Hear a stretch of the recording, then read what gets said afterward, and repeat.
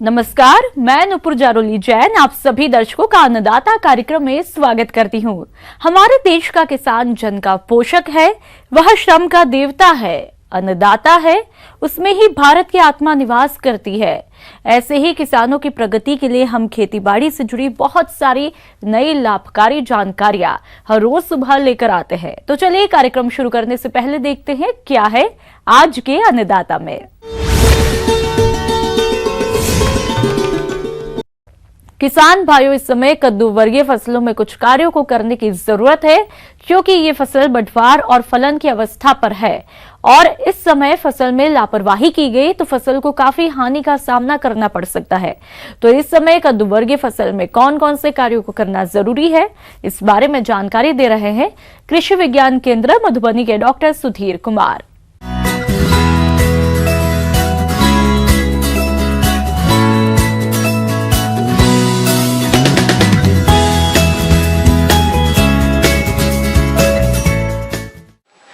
जो गर्मा मौसम में लत्ती वर्गीय सब्जी की खेती करते हैं उसमें से कद्दू, खीरा, नेनुआ, करेला और झिंगनी की भी खेती हमारे किसान भाई, खास करके दीरा क्षेत्र में तरबूज, ककड़ी, इसका भी हमारे किसान भाई खेती करते हैं। तो आप देखे होंगे किसान भाई, आप या तो पौध के हिसाब से या प्रति हेक्टेयर के हिसाब से खेत में जो उर्वरक का प्रयोग किए होंगे, कंपोस्ट का प्रयोग किए होंगे। तो अब किसान भाई, आप आपके खेत में जो है खरीफ फसल है, जड़ से थोड़ा सा 5 से 6 सेंटीमीटर की दूरी पर चारों तरफ 20 से 25 ग्राम नेत्रजन यूरिया का प्रयोग करेंगे तो आपका विकास, पौधे का विकास अच्छी होगी। कद्दू वर्गीय फसलें खेतों में खड़ी हैं और अभी इनमें खरपतवारों का प्रकोप देखा जा रहा है। ये खरपतवार फसलों के साथ पानी, पोषक तत्व और सूर्य प्रकाश के लिए प्रतिस्पर्धा करते हैं, जिससे फसलों की बढ़वार बाधित होने लगती है। ऐसे में समय रहते खेत में खरपतवारों को निकालें और कृषि के ये सारे काम करते समय मुंह पर मास्क अवश्य लगाएं। साथ ही एक दूसरे से 1.5 से 2 मीटर की दूरी बनाए रखें। सबसे पहले किसान भाई, आपको ध्यान देना है कि खेत पूरा नीट एंड क्लीन रहना चाहिए। जितना साफ सुथरा रहेगा उतना अच्छा होगा। खरपतवार से जितना मुक्त रहेगा कद्दू वर्गीय में, उतना ही उसका विकास भी होगा और फलन भी प्रॉपर वे में होगा। किसान भाई, आप गर्मा मौसम में देख रहे होंगे कि आप एक रीज मेथड से भी आप कद्दू वर्गीय सब्जी की खेती करते हैं, तो आप रीज में सिंचाई करें। इससे आपका इरिगेशन की जो टाइम लगे या इन्वेस्टमेंट कम होगा और पौधे को सही तरीके से जल भी मिलेगा, पानी भी मिलेगा। कद्दू वर्गीय फसलों के खेतों में जल भराव नहीं होने दे। जल भराव के कारण पौधों की बढ़वार पर विपरीत असर पड़ता है, इसीलिए समय समय पर हल्की सिंचाई करें और हो सके तो फसलों में ड्रिप के माध्यम से सिंचाई करें। साथ ही पौधों को सहारा अवश्य दें। इसके लिए जगह जगह पर बांस या लोहे के एंगल लगाकर तार थवा सुलती बांधें और उन पर पौधों की लताओं को चढ़ाएं। कीट का प्रकोप और या रोग का प्रकोप कद्दू वर्गीय में भी दिखाई देता है। कीट प्रकोप आप देखते होंगे, रेड पंपकिन बीटिल करके आता है, छोटा छोटा चित्तीदार कीड़ा होता है। जैसे ही आपको दिखाई दे तो लगभग मलाथियन या क्लोरपायरीफॉस 1.5 से 2 ml प्रति लीटर का घोल बना के आप छिड़काव कर देंगे तो आपको कीट से निजात मिल जाएगा। फल मक्खी कीट, मादा कीट कोमल फलों में अपना अंडा रोपक गड़ाकर अंडे देती हैं। इन अंडों से पिल्लू निकलकर फल में सुरंग बनाकर फल के गुद्दे को खाते हैं, जिससे फल सड़ने लगते हैं और टेढ़े मेढ़े हो जाते हैं और कमजोर होकर बेल से अलग हो जाते हैं। ये कीट फरवरी से अक्टूबर माह तक सक्रिय रहता है। इसकी रोकथाम के लिए सर्वप्रथम ग्रसित फसल को इकट्ठा करके नष्ट कर देना चाहिए। ये कीट मिट्टी में 5 से 6 मिलीमीटर की गहराई पर अपने प्यूपा बनाती है, इसीलिए बेलों के आसपास अच्छी तरह से निराई गुड़ाई करनी चाहिए। मेलाथियान 50 EC नामक कीटनाशी की 50 मिलीलीटर मात्रा को आधा किलोग्राम गुड़ और 50 लीटर पानी के साथ घोलकर छिड़काव करें या कार्बेरिल घुलनशील चूर्ण 50% 1 किलोग्राम प्रति हेक्टेयर के हिसाब से फसल पर छिड़काव करें। इसके अलावा किसान भाई आप देखते होंगे कभी कभी लत्ती वर्गीय फसल जब लगाते हैं तो उसमें बीमारी भी देखने को मिलता है। तो उसके लिए भी आप किसान भाई आप बेविस्टिन 1.5 से 2 ग्राम प्रति लीटर का घोल बना के, जिसको कार्बनडाजिम करते हैं, उसका घोल बना के प्रति लीटर का घोल बना के आप छिड़काव करेंगे तो इससे आपका जो रोग है उससे निजात मिल जाएगा और आपकी फसल जो कद्दू वर्गीय सब्जी है उसका उत्पादन सही मिलेगा और मुनाफा भी आपको अच्छी मिलेगी। किसान भाइयों, अभी तक आपने खेती से जुड़ी कुछ उपयोगी जानकारियां देखी।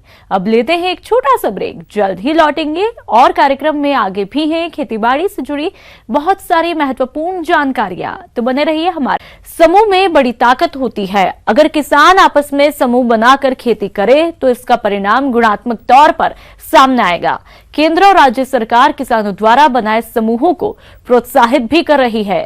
सामूहिक खेती करने से किसान खेतीबाड़ी के जोखिम को कम करते हुए अच्छी आमदनी कमा सकते हैं।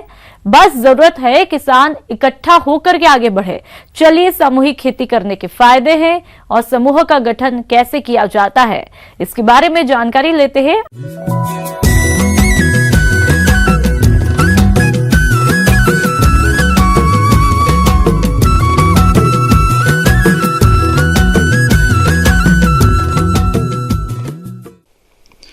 किसान भाइयों, आप लोग खेती में, हमारे जो बिहार झारखंड में जो किसान लोग हैं बहुत मेहनती हैं। आप लोग साल भर गर्मी में, धूप में, बरसात में, ये सारे समय में आप लोग अपने मेहनत करके खेती करते रहते हैं।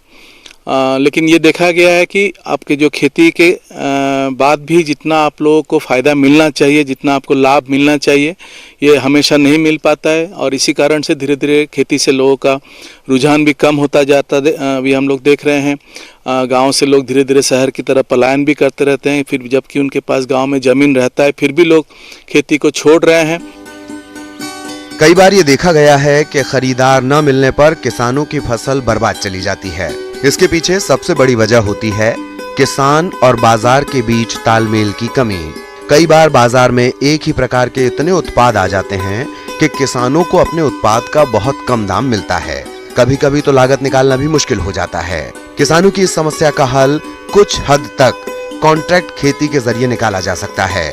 कॉन्ट्रैक्ट खेती से फसल की बर्बादी रोकी जा सकती है और किसानों को भी उनके उत्पाद की मुनासिब कीमत मिल जाती है। कॉन्ट्रैक्ट फार्मिंग एक ऐसे कॉन्सेप्ट है जिसमें कोई बड़े जो एंटरप्रेन्योर है, बहुत सारे एंटरप्रेन्योर है जो पर्टिकुलर कोई प्रोड्यूस हुआ, जैसे कोई पर्टिकुलर सब्जी हुआ या आलू जैसे हुआ या कोई भी एक पर्टिकुलर प्रोड्यूस को उनके पास जब अच्छा मार्केट उन लोगों को मिल जाता है तो वो लोग किसान लोगों के पास आते हैं, उनके साथ एक लिखित में वो लोग मेमोरेंडम ऑफ अंडरस्टैंडिंग रखते हैं और उनसे वो लोग खेती पर्टिकुलर चीज़ का खेती करते हैं और उसी अंडरस्टैंडिंग के बेसिस में उनका सारे जो प्रोड्यूस है उसको उसको प्रोक्योर कर लेते हैं और उसका मार्केटिंग का जो अरेंजमेंट है वो जो बड़े व्यवसायी है उस चीज़ को करते हैं। दरअसल कॉन्ट्रैक्ट खेती के तहत किसानों के बीच सौदा तय होता है जिसमें उत्पाद की मात्रा, क्वालिटी और दाम पहले तय कर लिए जाते हैं। फिर चाहे बाजार में कोई भी दाम हो, किसानों को अपने उत्पाद का तय मूल्य कंपनी द्वारा दिया जाता है। कॉन्ट्रैक्ट खेती का मकसद है फसल उत्पाद के लिए तयशुदा बाजार तैयार करना। इसके अलावा कृषि के क्षेत्र में पूंजी निवेश को बढ़ावा देना भी कॉन्ट्रैक्ट खेती का उद्देश्य है। कॉन्ट्रैक्ट फार्मिंग एक बार अगर किसान किसी बड़े जो ग्रुप के साथ अगर उनका कॉन्ट्रैक्ट फार्मिंग में प्रॉपर एग्रीमेंट हो पाता है, जिससे सारे जो पॉइंट्स में प्रॉपरली म्यूचुअली एग्री करके उसमें वो लोग साइन करते हैं एमओयू में, तब उन किसान अपना पूरे जो अपना शक्ति है अपना प्रोडक्शन में लगाते हैं और अपना जो बेचने का जो उनको दिक्कत होता है वो नहीं रहता है। तो इससे किसान लोग ज़्यादा फायदा पा सकते हैं, क्योंकि बहुत किसान को मार्केट के पास ज़्यादा अच्छा एक्सेस नहीं रहता है। तो इस हिसाब से कॉन्ट्रैक्ट फार्मिंग एक बहुत ही अच्छा अल्टरनेटिव है। अनुबंध पर खेती के तहत किसानों को बीज, ऋण, उर्वरक, मशीनरी और तकनीकी सलाह उपलब्ध कराई जा सकती है, ताकि उनकी उपज कंपनियों की आवश्यकताओं के ही अनुरूप हों और किसानों को कंपनियों की तरफ से पूर्व निर्धारित बिक्री मूल्य मिल सके। कॉन्ट्रैक्ट फार्मिंग में जनरली जो भी फार्म करना चाहते हैं कॉन्ट्रैक्ट फार्मिंग, वो फार्म उसके लिए जो बीज, स्पेसिफिक बीज हुआ या स्पेसिफिक खाद हुआ, उसको वो लोग प्रोवाइड करते हैं। इसके अलावा जो कॉन्ट्रैक्ट फार्मिंग कराने वाले जो बड़े फार्म होते हैं उनको तकनीकी सहायता भी देते हैं, और उसके बाद किसान जो अपना खेती करते हैं और उसका प्रोड्यूस को वो लोग प्रोक्योर कर लेते हैं। इस डायरेक्शन में झारखंड और बिहार में कुछ सक्सेस स्टोरीज है। जैसे आलू के क्षेत्र में एक कंपनी है, उन लोग का भी बहुत जगह में वो लोग कॉन्ट्रैक्ट फार्मिंग से वो लोग आलू का खेती कराए हैं। और जैसे हमारे एरोमेटिक प्लांट्स हुआ जिसमें सुगंधित तेल निकलता है, उसमें भी कुछ कंपनियां हैं वो लोग, या मेडिसिनल प्लांट्स हुआ उसमें भी कुछ कंपनियां हैं जो किसान के पास खेती करके उनका प्रोड्यूस को प्रोक्योर कर लिए हैं और किसान को उससे फायदा भी हुआ है। इस तरह की खेती बढ़िया और सरल है और किसानों को मंडियों के चक्कर नहीं लगाने पड़ते, न ही उन्हें खेती बाड़ी से जुड़े कामों के लिए बीज और ऋण जुटाने की कोई चिंता करनी पड़ती है। इस तरह के अनुबंध से किसानों के लिए बाजार में उनकी उपज की मांग एवं इसके मूल्यों में उतार चढ़ाव का जोखिम कम हो जाता है। इसी तरह कंपनियों के लिए कच्चे माल की अनुपलब्धता का जोखिम घट जाता है। अनुबंध खेती यानी कॉन्ट्रैक्ट खेती को अपनाने से पहले कुछ सावधानी बरतनी चाहिए, क्योंकि आपकी थोड़ी सी लापरवाही से आपको भारी नुकसान उठाना पड़ सकता है। लेकिन समझदारी से कुछ बातों को ध्यान में रखते हुए कॉन्ट्रैक्ट खेती करने पर आपको निश्चित ही अच्छा फायदा होगा।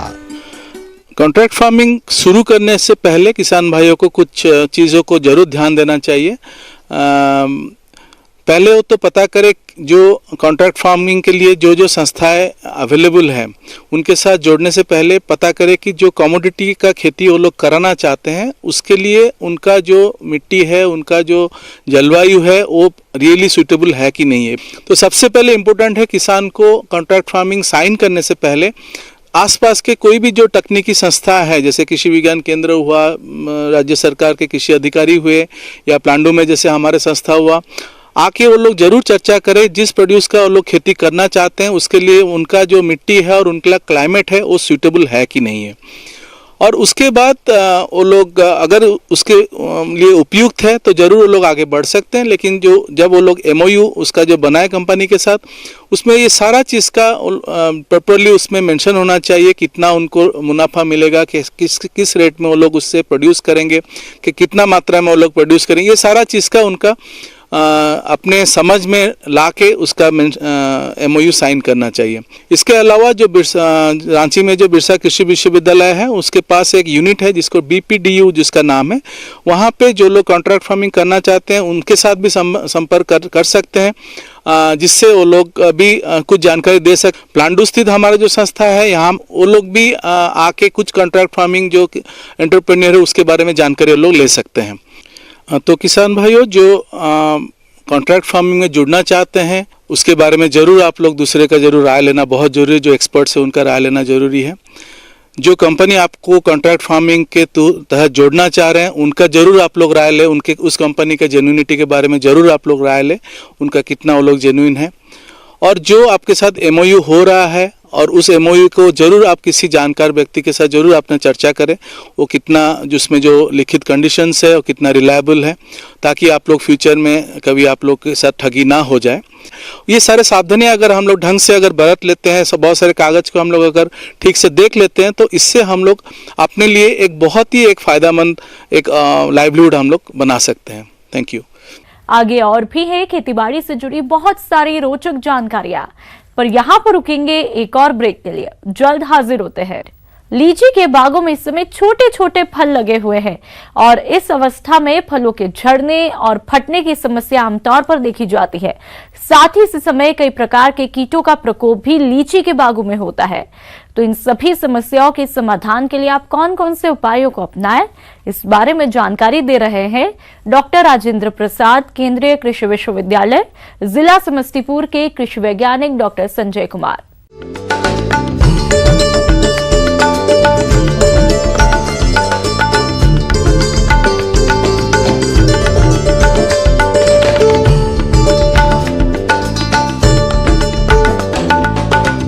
बिहार में जो है लीची में जो फल जो है वो मटर के दाने के बराबर हो गए हैं। अब किसानों की समस्या ये है कि उनके अक्सर शिकायत ये आ रही कि उनके जो फल हैं वो गिर रहे हैं। इसको रोकने के लिए जो सबसे अच्छा उपाय है कि आप जो को सिंचाई प्रारंभ कर देनी चाहिए। अब हल्की हल्की सिंचाई अब प्रारंभ कर दें और मिट्टी को हमेशा नम बनाए रखें। पहली आवश्यकता इस बात की है, जब हम सिंचाई करने जा रहे हैं तो हमें ये चाहिए कि थाला बना लें और थाला बना के जो है यदि हमारा पेड़ जो है वयस्क है, मैच्योर हो गया है, 10 साल से ऊपर का है, तो हमें जो है 500 ग्राम यूरिया और 250 ग्राम जो है पोटाश जो है म्यूरेट ऑफ पोटाश को जो है मिला के जो है उसमें खूब बढ़िया से जो है उसके थल्ले में मिला लीजिए और मिला के जो है पानी दे दीजिए और पानी देते रहे। फूल एवं फलों का गिरना एक प्राकृतिक प्रक्रिया है। अपने वृद्धि काल में विभिन्न स्टेज में गिरते रहते हैं और यहाँ तक कि 99% फल सेट होने के प्रारंभ के 4 सप्ताह में ही गिर जाते हैं। शेष फल बाद में 0.1% मात्र गिरते हैं। फलों के गिरने के कई कारण खोजे जा चुके हैं, जैसे कि परागण की क्रिया में बाधा पड़ना, त्रुटिपूर्ण फूलों का विकास एवं अनियमित सिंचाई, फल के विकास के समय अनुपयुक्त जलवायु तथा कीट एवं व्याधियों के समावेश के अतिरिक्त फलों का गिरना फलों का पूर्ण विकास को प्राप्त न करना भी है। दूसरी आवश्यकता इस बात की है कि एक दवा आती है जिसका नाम है प्लानोफेक्स। उसकी 1 ml दवा प्रति 3 लीटर पानी में घोल के 10 दिन के अंतराल पे आप 2 बार छिड़काव कर दें। ऐसा करने से होगा क्या कि आप जो है ये फल जो है झड़ने की प्रक्रिया कम हो जाएगी। कि कहीं कहीं पे जो है ये कीड़े की भी समस्या देखी जा रही है। कीड़े की समस्या जो है वो जो फ्रूट बोरर है वो जो उसके निदान के लिए आवश्यक है कि हम अपने बाग को हमेशा जो है साफ सुथरा रखें और प्लस इसी अवस्था में ये राइट टाइम है आपको इमिडाक्लोप्रिड नामक जो दवा है उसकी जो है 1 ml दवा प्रति 2 लीटर पानी में घोल के जो है छिड़काव करने से, यदि संभव हो तो इसका 10-15 दिन के बाद एक और छिड़काव कर दें। ऐसा करने से आपको 2 छिड़काव कर देने से जो है आप अपने जो है लीची के में जो है फ्रूट बोरर और इसकी ड्रॉपिंग को कम कर सकते हैं।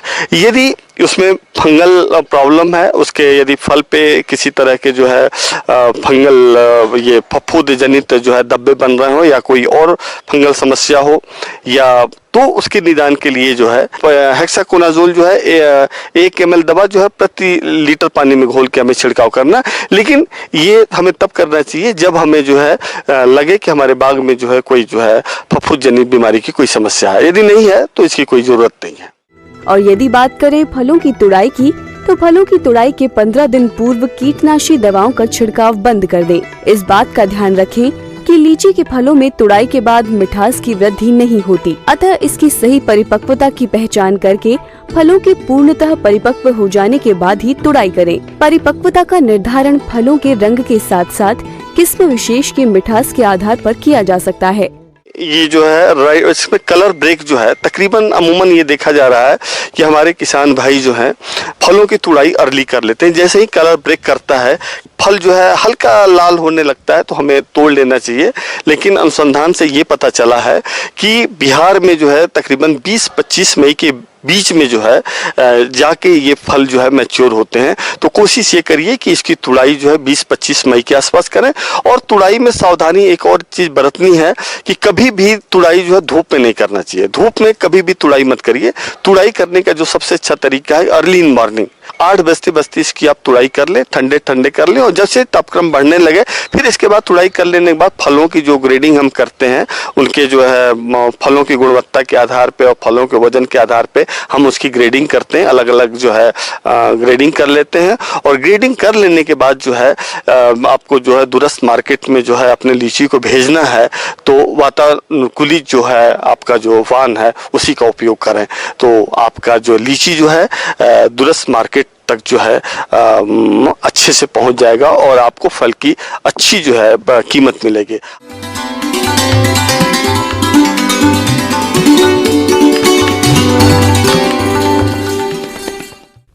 अन्नदाता हेल्पलाइन निःशुल्क फोन संपर्क सेवा के माध्यम से आपके द्वारा पूछे गए प्रश्नों में से 1 या 2 महत्वपूर्ण प्रश्नों को हम अपने कार्यक्रम में शामिल करते हैं और इसी के तहत आज का चयनित प्रश्न और उसका जवाब इस प्रकार है। आज के अन्नदाता हेल्पलाइन में जिस प्रश्न को कार्यक्रम में शामिल किया गया है उसे पूछा है ग्राम धनौरा, जिला जमशेदपुर के किसान हरदेव नागर ने। आप कड़कनाथ मुर्गी पालन पर जानकारी चाहते हैं तो हरदेव नागर जी आपकी जानकारी के लिए प्रस्तुत है कार्यक्रम का यह अंश। मैं आज आप लोगों के बीच में कड़कनाथ मुर्गी पालन के विषय पे बताऊंगा, चर्चा करूंगा। कड़कनाथ मुर्गी पालन अन्य मुर्गी पालन के तरह ही है। कड़कनाथ का जन्मस्थली है मध्य प्रदेश राज्य के झाबुआ जिला में और ये मध्य प्रदेश के साथ छत्तीसगढ़, झारखंड, बिहार और आसपास के राज्यों में भी पाया जाता है। कड़कनाथ मुर्गी की विशेषताएं। मुर्गी की यह नस्ल कालामासी के रूप में जानी जाती है और मध्य प्रदेश इसका मूल स्थान है। इसके एक दिन के चूजों का रंग नीले और काले के मिश्रण जैसा होता है। वयस्क पक्षी के पंख नीले और काले रंग के होते हैं। त्वचा, चोंच, टांग, पैर की उंगलियों और नर एवं मादा के पैरों के तलवों का रंग गहरे भूरे काले रंग का होता है और कलगी, वेटल्स और जीभ भी बैंगनी रंग की दिखती है। इस नस्ल की खासियत यह है कि इसके अधिकतर आंतरिक अंग काले रंग के होते हैं। कड़कनाथ मुख्य रूप से उन लोगों के लिए फायदेदायक है जो खास करके हृदय रोग से ग्रसित हैं, जो कमज़ोर हैं, उनके लिए ये मांस उपयोग करना लाभदायक है। कड़कनाथ को पालने के लिए अन्य मुर्गी के तरह ही पाला जाता है, इसमें किसी खास ज़रूरत नहीं पड़ती है। कड़कनाथ को मुख्य रूप से झाबुआ जिला से प्राप्त किया जा सकता है, छत्तीसगढ़ से प्राप्त किया जा सकता है, झारखंड में बिरसा कृषि विश्वविद्यालय, रांची वेटनरी कॉलेज से प्राप्त किया जा सकता है, कृषि विज्ञान केंद्रों से प्राप्त किया जा सकता है, सरायकेला कृषि विज्ञान केंद्र में भी उपलब्ध है। यहाँ के कई किसान कड़कनाथ मुर्गी पालन कर रहे हैं और लाभ कमा रहे हैं। कड़कनाथ मुर्गी 20 हफ्ते में 920 ग्राम तक हो जाती है। 18 महीने तक मुर्गियों को पालने पर इनका शरीर भार लगभग 3 से 4 किलोग्राम तक हो जाता है। इसका वार्षिक अंडा उत्पादन 120 से 125 अंडे होता है। किसान भाई और अन्नदाता आपकी सेवा के लिए संकल्परत है। कृषि संबंधित समस्या और सुझावों के लिए आप हमें इस पते पर भी संपर्क कर सकते हैं। प्रोड्यूसर अन्नदाता news 18 Bihar Jharkhand, Ramoji film city Hyderabad 501512। साथ ही आप हमें ईमेल भी कर सकते हैं। हमारा ईमेल है p18annadatabihar@nw18.com।